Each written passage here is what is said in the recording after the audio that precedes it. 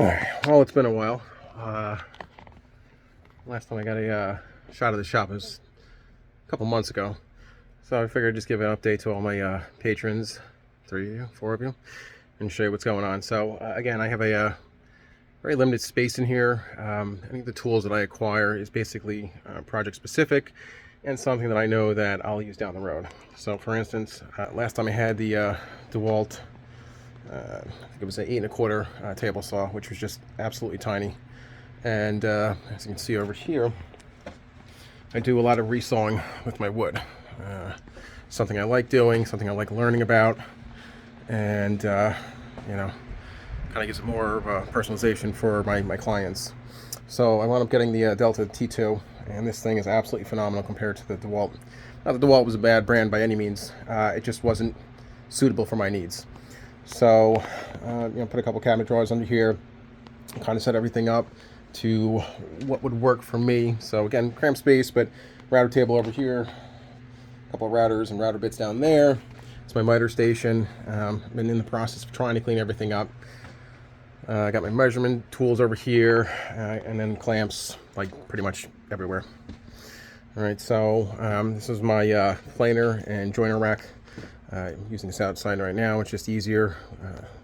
Minus the cramped space in there. Acquired a Ryobi track saw. Actually very helpful. Cuts down to 2 inches and actually does a very nice job on the edge. Just cut this 8 1/4 walnut. It was a nice straight line. So today I'm resawing some oak for my brother and sister-in-law's project. I had to do a makeshift Moxon vise because the vise I have in there makes it extremely awkward for me to be parallel with the table and trying to cut through this. So Moxon vise was just at 2x9s. I ripped them down to 6 inches, and it's a tutorial I saw online. I'm not taking credit for it, but very simple. You just cut a couple slots and get your clamps in there, and you can go to town on it. Very for applications like this. So got projects all over the place pretty much. Can't say that business is really picking up, but I am getting a couple of requests from clients, mostly family and friends. It's good because I like taking time doing the woodworking that I'm doing. Project right here, I have a frame. This is for a repeat client. It's a wedding gift, and just like to make things, unique, a little bit ornate.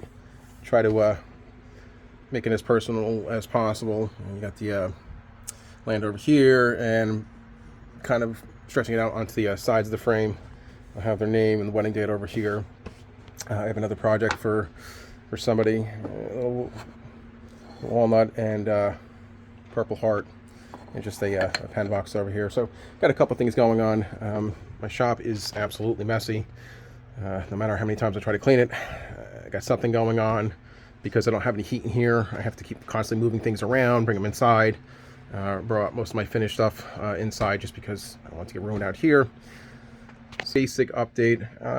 Probably get some tutorials going soon. I know I'm not very photogenic, and my camera work definitely needs a little more help. I don't have any time to edit. I don't want to make these things boring, but I just want to show people what you can do in a very enclosed space, and just use your imagination. I have a couple of dollies, so when I'm doing bigger projects, working outside, doing what I have to do, and then I'll put it in my back room. If it's really cold outside, I'll just stay in the back room, do what I need to do.